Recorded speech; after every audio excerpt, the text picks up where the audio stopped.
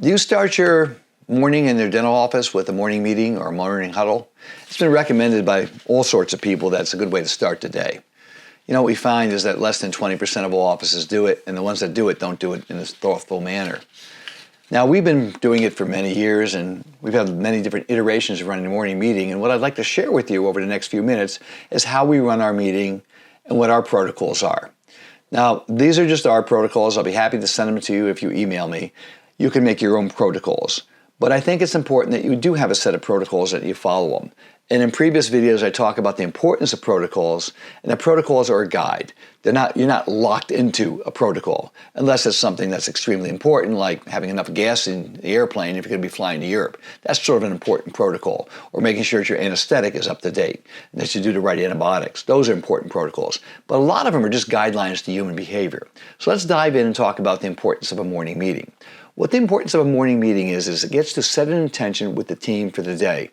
A lot of doctors come in late, they're harried, they're not present because they're thinking about what's going on, they're trying to worry about getting patients in, they may have had a bad night, etc. And so all that drama gets brought into the office.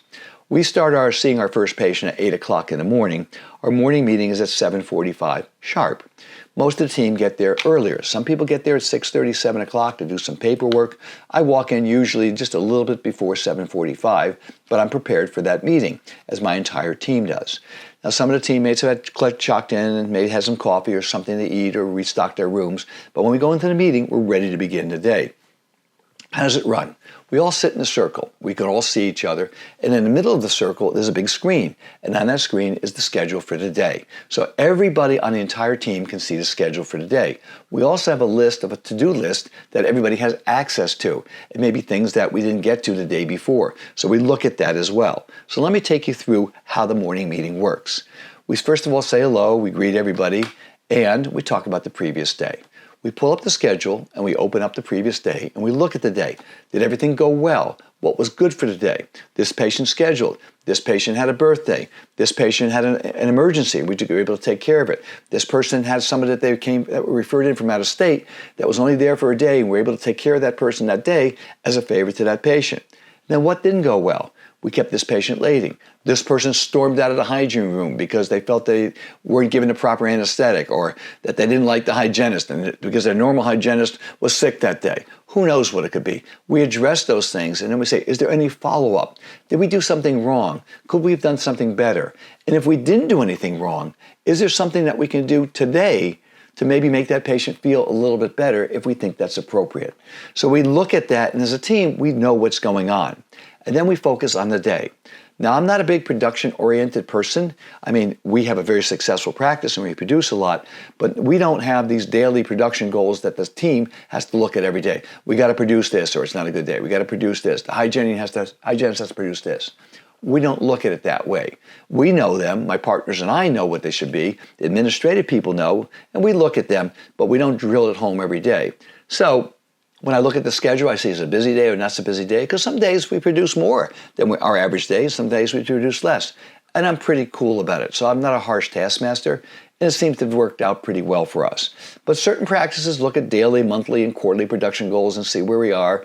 We don't do that, and that's totally up to you. We look to see if there are any openings or any cancellations that have to be filled. And then we look at the new patients for the day. Where are they coming from? Do we have x-rays? Do we have a note on a new patient? Do we need to take additional x-rays? Do we have to get a cone beam CT scan? Do we have to be prepared to take out a tooth? All of that information is talked about with the entire team, so we're ready to do what that new patient needs. And then we look at the hygienists. Does the patient need x-rays? Does they need a doctor check that day? Do they need to be probed? Is there unfinished treatment? Did they recently have a surgery done? We have to be checked in that room.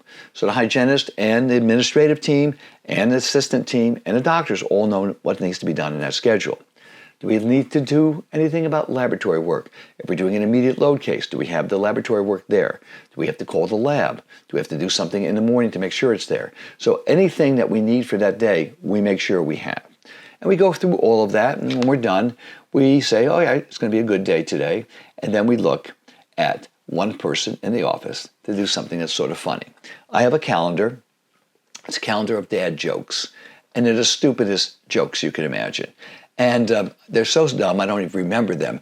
But somebody reads one, and I look at them, and I'll pull one out, and I choose somebody, or somebody else will choose somebody, and somebody will read them, and it's usually someone who's a little bit shy, and they read this little dad joke, and they go, well, whatever.